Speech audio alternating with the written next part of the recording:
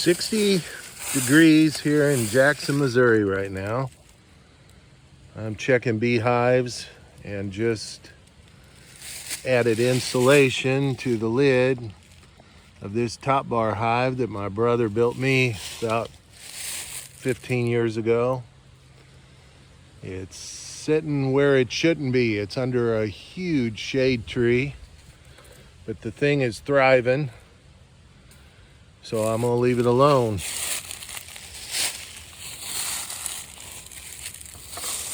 Wintertime, you try to insulate these things.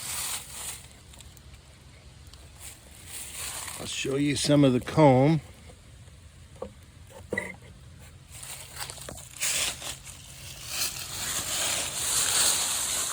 Whoop. There we go. Look at all them bees. There's about 15 frames inside this hive. And if you look real close, you can see all the bees either adding moisture, what little pollen they find, just general housekeeping this late in the year, because they're not making honey. They're going to start eating honey to survive the winter. So that's the inside of the hive. I'll take these little extra insulation pieces with me, but I've got the hive insulated, and now hope for the best for the winter. But what I really think we ought to talk about today is the grant writing proposal. This class is relatively small compared to my other ones, so I don't think you need to be as concerned with calling me, email, asking for help, because I'm going to be able to get a draft back to you pretty quick. Just heard a deer or something walk up behind me.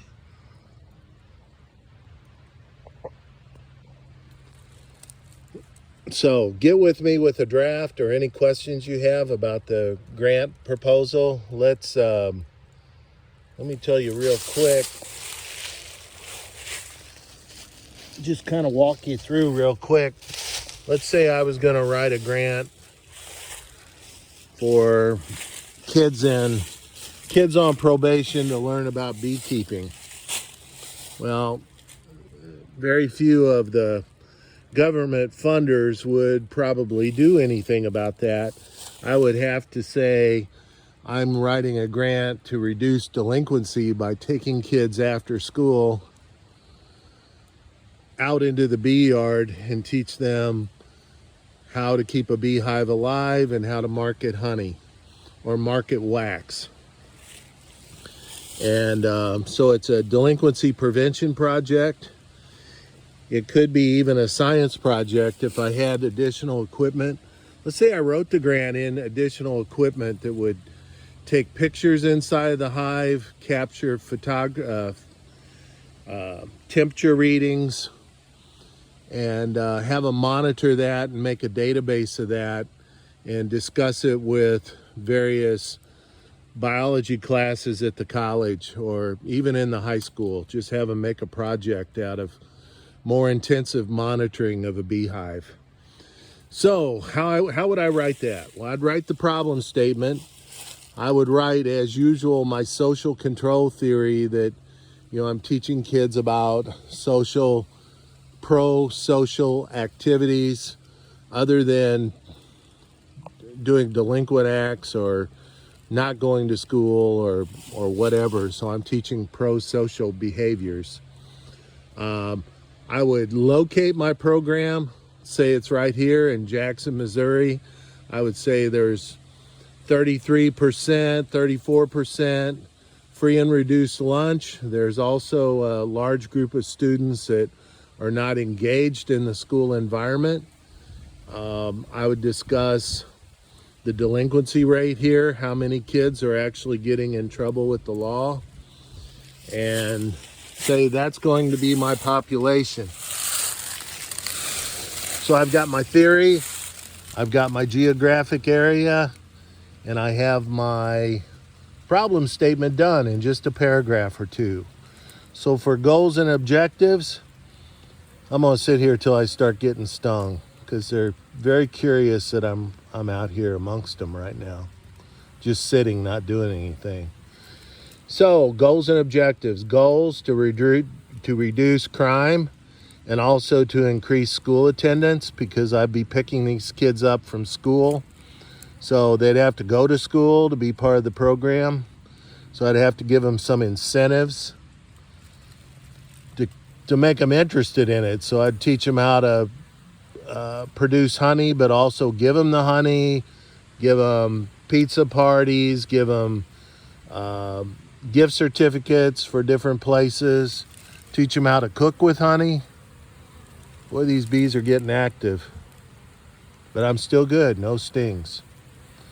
So, goals and objectives, that's a goal, reduce crime. Objective is measurable, so I would say I'm going to do this with 20 kids. So I have 20 students for the school year, and at the end of the school year, 80% will have increased their attendance rate and not recidivated or not done additional crimes.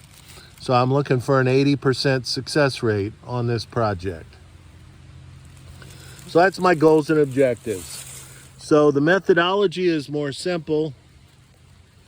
The methodology is going to discuss how I'm going to have some class time with paid beekeepers discussing their operations, have some tours of their bee yards, show them the equipment necessary, show them some small-time producers that don't use a lot of equipment like me, just use a 5-gallon bucket and a screen when we collect honey, but show them the big-time operations too with all the equipment. And have them come out in the yard, have them make hives like this little top bar hive that my brother made me, have them make some hives in the off season, have show them how to wear a bee suit, open up hives, check for queens, check for production, just kind of discuss whatever you know about. You know, I would pick a grant project that something you know about, whether it's music, art, beekeeping, fishing. I had one student write a grant about poker, and he was going to have an after-school poker club and discuss frequency, gambling. He was a math major, and it made sense to me the way he discussed it, about how he was going to discuss odds and some math concepts using poker game. So it's like, sure, that'll work. Gave him an A since he made all the parts work together. So the methodology, at least 2 pages, at least a wealth of information about day-to-day activity and what you're going to do. You write the budget after you finish the methodology. So in my beekeeping grant, I would write a stipend for some beekeepers to help me. I would use a lot of volunteer space and help from, say, volunteer bus drivers to get the kids home. I would also, look at that clot. There's a lot of them coming and going now. I'd write money in for the incentives, the pizzas, the gift certificates, the supplies, the books about beekeeping. Okay, they're getting too close. I'm out of here. So the narrative would have all that information about it. I just had 2 of them bump my head, so they told me I was too close, so I'm backing off. So yeah, that's the budget. Now the evaluation, remember next week I give you the evaluation. You just copy and paste it into your grant, because we don't have enough time to discuss how to evaluate a grant. But basically you have to look at local stats to come up with how those kids were doing before your program and how they were doing after the program. So that's basically it. It's not a really hard thing. It follows a model. It has rules. You have to have each one of those parts to get the grade, a decent grade on the project. Remember to send me drafts in the next 2 weeks so I can evaluate them.